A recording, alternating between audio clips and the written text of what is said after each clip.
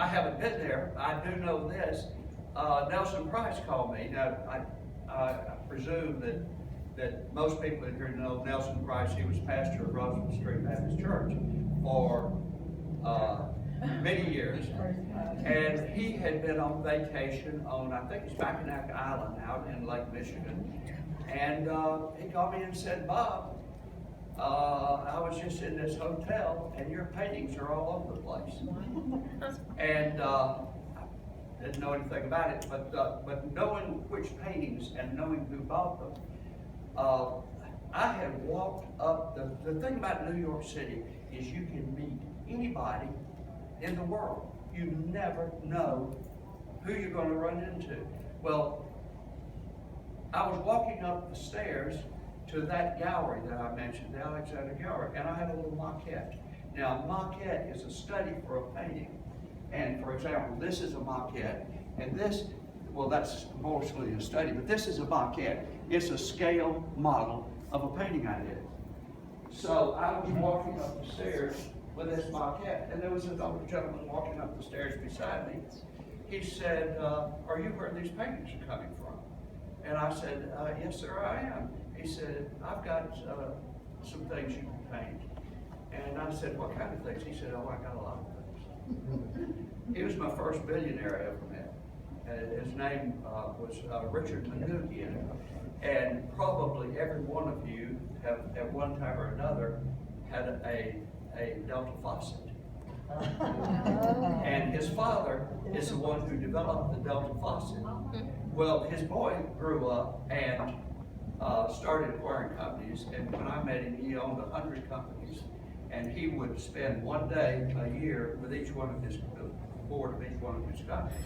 So yes, he did have a lot of products for me to paint. So I did 2 commissions for him for different products he had, and he took the study of another one, and then he bought a couple of other paintings that I had in the gallery. So those were the paintings that showed up in out in the Grand Hotel.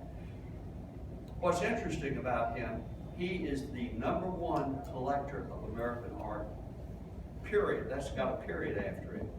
And his collection has been shown in the Metropolitan Museum in New York. It's been shown in the National Gallery in Washington. Now, as a disclaimer, my paintings weren't there in those shows, but he did buy my paintings, God bless him. So does that answer your question? That's good. Interesting. Yeah. Every painting has a story, so I can just go for weeks. Any other questions? No questions. Well, you told me something interesting about the one with the sunlight on the carpet yesterday. Right. Okay, now, we live in a time where a lot of people think that artists paint from photographs, and a lot of artists do paint from photographs. But I love to work from life with a model. I just think it's the greatest thing in the world, because a model can turn their head and it's a different picture. You can turn your hand over and it's a whole different hand. And working from life and trying to get an expression is just more fun than anything. And so when you paint from the subject, it's a whole different thing. It doesn't hold still. You've got to, first of all, I see the painting in my mind, what I want to paint. And then I just paint till it looks like what I saw in my mind. Now, the way that painting worked, I had a window, which is right behind my model. That's Stacy. That is, raise your hand. My niece. That's her niece. These are real people, folks. I got the idea for it, and there was a window there, but it didn't have any mullions. It was just a window, and the sunlight didn't come in like that anyway. So how do you do that? I paint on that Oriental rug. I don't drop paint. I don't get paint on things. So how in the world am I going to design this thing so that it looks convincing. I took computer paper and laid it out on the carpet in the shape of the sunlight. And then took Stacy and sat her on the paper. So the trick was then to paint the carpet in the light and in the dark, and do the middle things. But just about every painting that you see in here has these things that happen in the painting that enable you to paint it. The one beside it there with the geranium in it, I had done that painting, and after looking at it for a while, I thought, you know, that needs a little something extra. And I went to our local,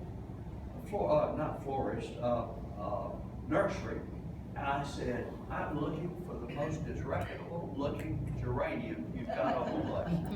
And without hesitation, he went over and got it. He said, this one. He said, you want me to pull the leaves off? I said, no. And I took it home and sat it there, and you see it brings the color down. It brings that yellow down in the leaves, you see? And then it gives that little spot of red there. So that's the way that one came about.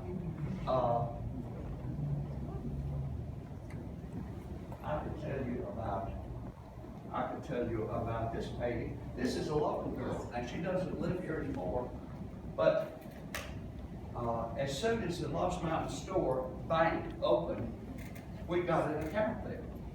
And so it's now the United Community Bank. But I would go over and go through the drive-thru. Well, here's this cute little Botticelli blonde that is the teller in the drive-thru.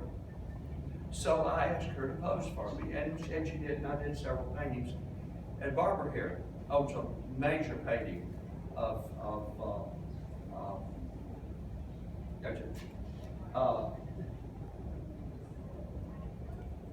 what's her name? Okay, it'll come in a minute. But so anyway, she posed for me for several paintings, and she had very delicate features.